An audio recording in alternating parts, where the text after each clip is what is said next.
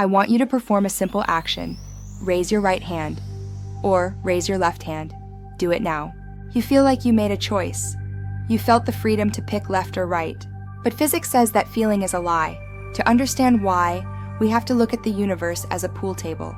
Imagine a game of billiards. If you hit the white ball, it hits the black ball.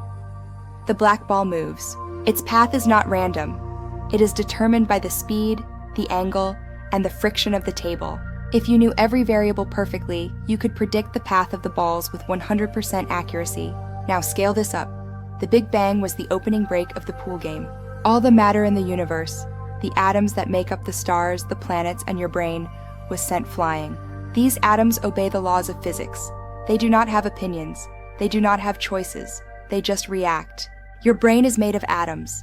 Your thoughts are electrochemical reactions. Therefore, every thought you have is just the result of a previous physical cause. This is the theory of hard determinism. It suggests that the entire history of the universe, past, present, and future, was locked in stone the moment the universe began. Imagine a superintelligence known as Laplace's demon. If this demon knew the position and speed of every single atom in the universe right now, it could calculate the future perfectly. It would know that you would be sitting here.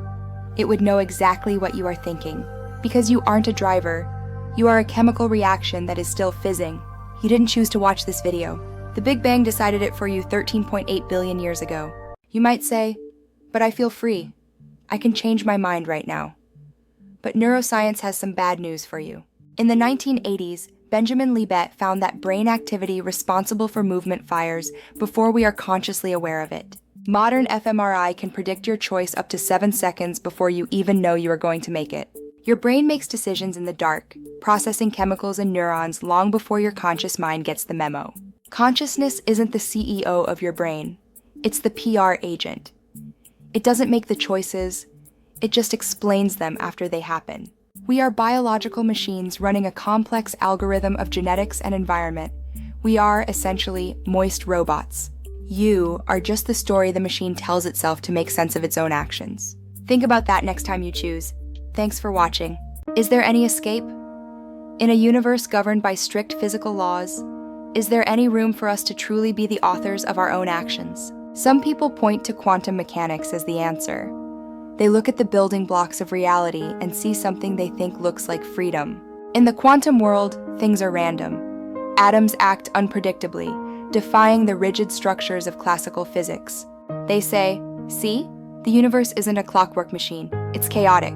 Therefore, we have free will. It's a comforting thought, isn't it? But this is a trap. We are substituting one form of constraint for another, without gaining the agency we desire. Think about it. Does randomness actually equal freedom? If an action is truly random, is it really yours? If your choices are determined by the clockwork laws of physics, you are clearly a puppet, a machine following its programming. But if your choices are determined by the random decay of an atom, you aren't free. You are just a puppet of the dice. Randomness is not freedom. It's just a different kind of determinism, one that replaces logic with chance. If you slap a stranger in the face and you say, I didn't choose to do that, a random quantum fluctuation in my brain made me do it, you still aren't in control.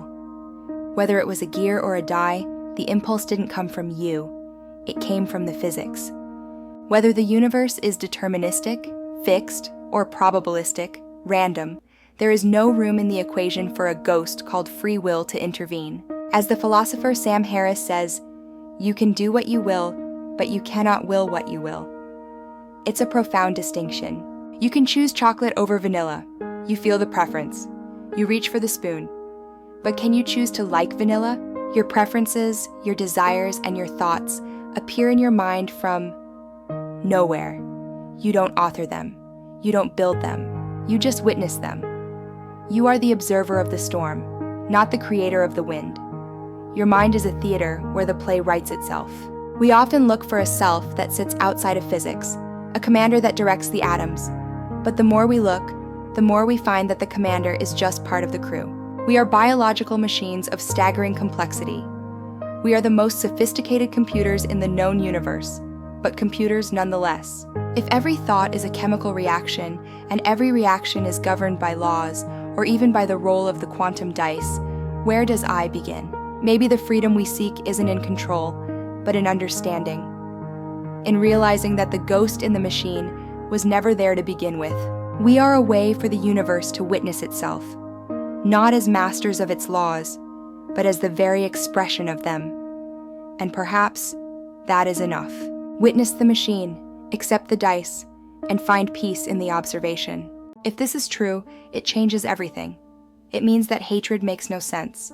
If a serial killer murders someone, we hate them. We call them evil. But if free will is an illusion, the killer didn't choose to be a killer. He was born with a broken brain. He was shaped by a broken childhood. He is like a car with cut brakes rolling down a hill. It doesn't mean we shouldn't put him in prison. We need to protect society. But it means we shouldn't hate him. We should view him like a tornado or a virus. Dangerous, but not evil. On the flip side, it means pride makes no sense. If you worked hard and became a millionaire, you didn't earn it. You were lucky. You were born with the genes for grit. You were born in the right country. You didn't choose your work ethic any more than you chose your eye color. This idea is terrifying. It strips us of our humanity. It makes us feel like passengers in our own bodies. But there is a freedom in it. If you accept that you are not the author of your life, you can stop beating yourself up. You can stop hating yourself for your past mistakes. You couldn't have done otherwise. The script was written. We have to live as if we have free will. The illusion is necessary for us to function. We have to pretend the steering wheel is connected to the tires. But deep down, in the silence of the night, we know the truth. The universe is driving. We are just along for the ride. I am your host. Or, I was programmed to say that. Subscribe.